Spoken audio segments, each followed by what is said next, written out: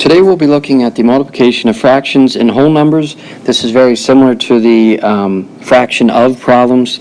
They were based on the same thing, a fraction of a whole number. So here we have our problem. We have 1/10 of 6. Now we could actually use these boxes to color in to help guide us with our answer. So here we have 6 blocks broken into tenths, and we can color 1/10 out of each block.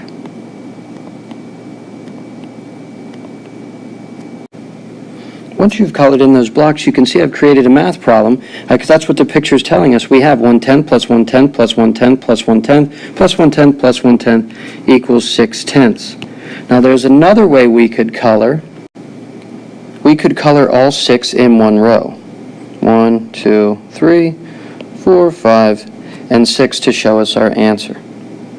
Now, as you remember from before, in our previous video, or maybe not, maybe this is the first time watching, we can also, to show our work, we take our 6, we put it over 1, because that maintains the same value, and then we're able to just multiply straight across.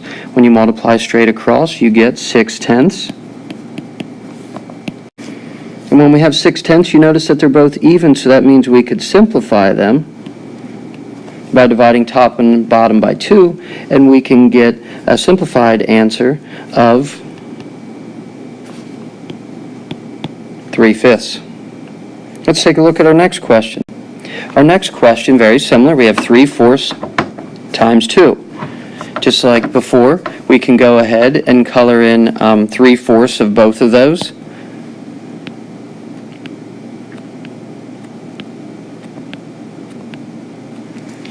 And we can ask ourselves, how many fourths do we have colored in? We have 1, 2, 3, 4, 5, 6.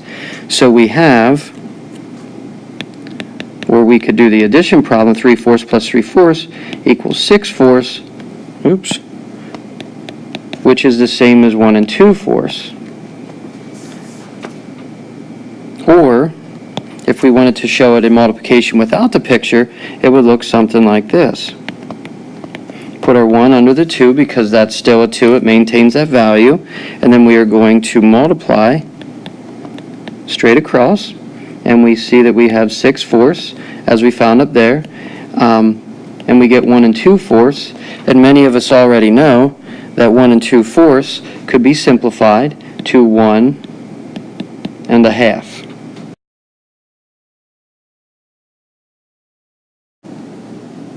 With our final question, you'll know a couple differences. One, you'll notice that I hand drew in my boxes, which is always an option if this helps. And another thing you'll notice, I switched the order of my whole number and my fraction.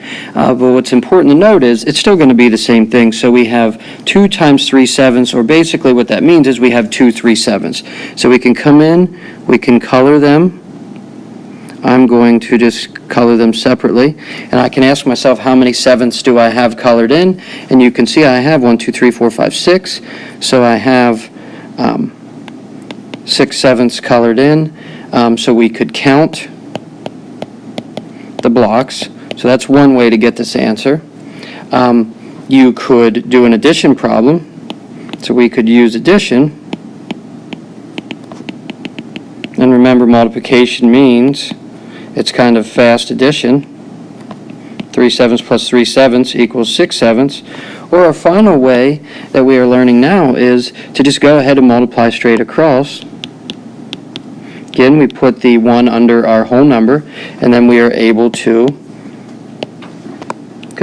multiply straight across. We get 2 times 3 equals 6, and 1 times 7 equals 7. So to recap how to multiply a whole number times a fraction, you can use the picture if that's an option, or you need to make sure that you multiply straight across, and it's always a good idea to put a 1 under your whole number. That way you have numerators and denominators for both numbers. I hope this helps.